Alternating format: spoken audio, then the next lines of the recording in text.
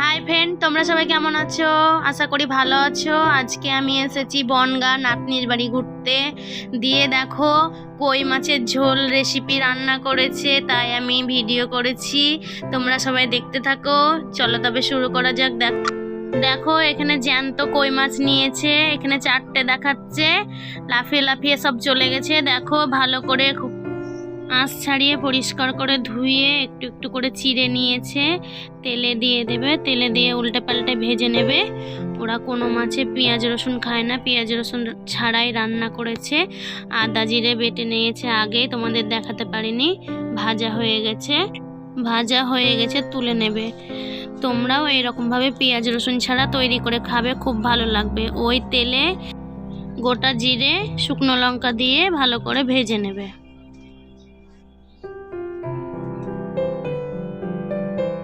মশলা দিয়ে ভালো করে অল্প একটু হলুদ দিয়ে নাড়াচাড়া করে ভেজে নেব।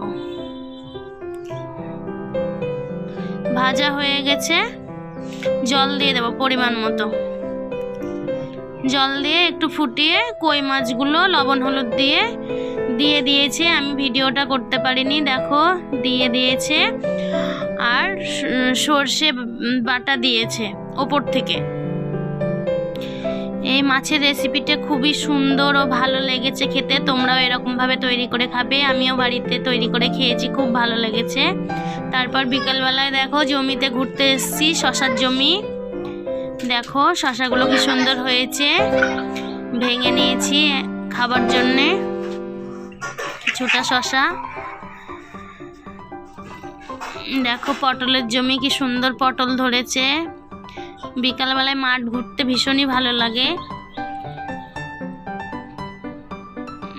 দেখো ওরা সব চাষ করেছে, লাউ লাগিয়েছে। দেখো লাউ ধরেছে কি সুন্দর ছোট ছোট।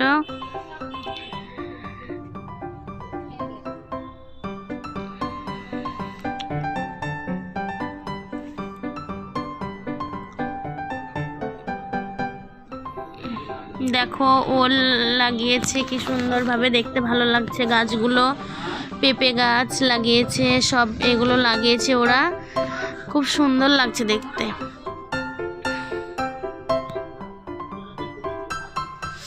ড্রাগন ফলের গাছও লাগিয়েছে, দেখো কি সুন্দর লাগছে ড্রাগন ফলগুলো, কিন্তু এখন ধরেনি। সব গাছগুলো এরকম ভাবেই লাগিয়ে রেখেছে।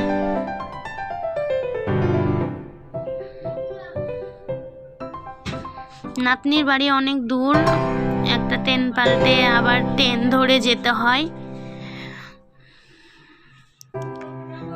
দেখো কি সুন্দর সুন্দর গাছ হয়েছে।